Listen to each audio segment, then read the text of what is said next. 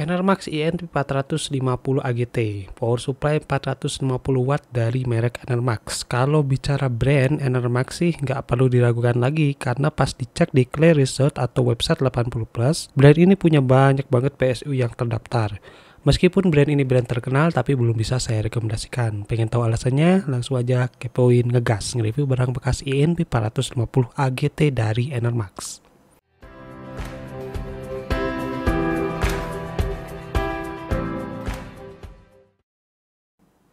Pertama kita bahas fitur dari PSU Enermax ini, yaitu dia memiliki fitur ERP Ion 6 Eco-Friendly, lebih hemat daya, silent calling yaitu kipas yang nggak berisik, dan juga safeguard memiliki proteksi OVP, UVP, SCP, OPP, dan SIP.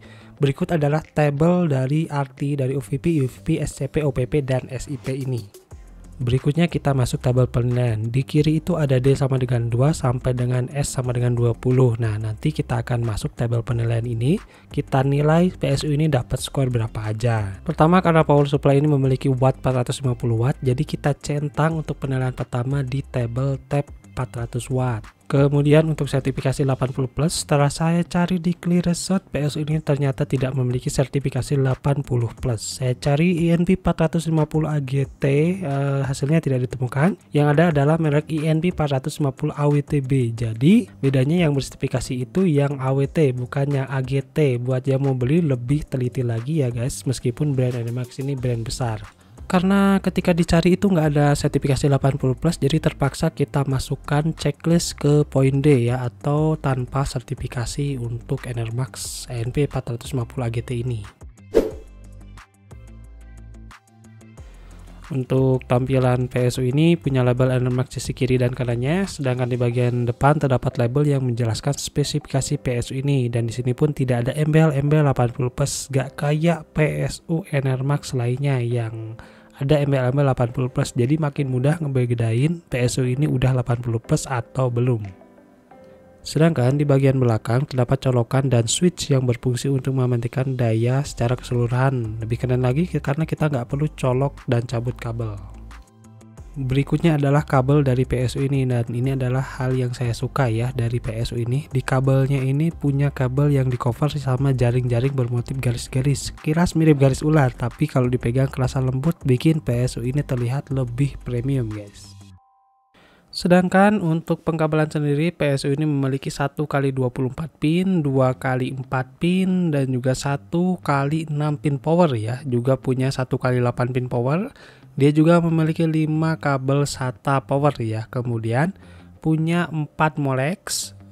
Terus juga yang terakhir punya 1 kabel FDD kabel ya. Dan berikut adalah tabelnya. Karena PSU ini memiliki 1x6 pin power dan 1x8 pin power, jadi kita masukkan ke tabel penilaian centang 1x6 dan 1x8 pin power. Untuk garansinya sendiri, pihak Enermax ini memberikan garansi selama 3 tahun, dan ini terbilang cukup ya untuk PSU 450 watt yang belum sertifikasi, dan sekaligus kita tambahkan ke tabel penilaian ini garansi 3 tahun.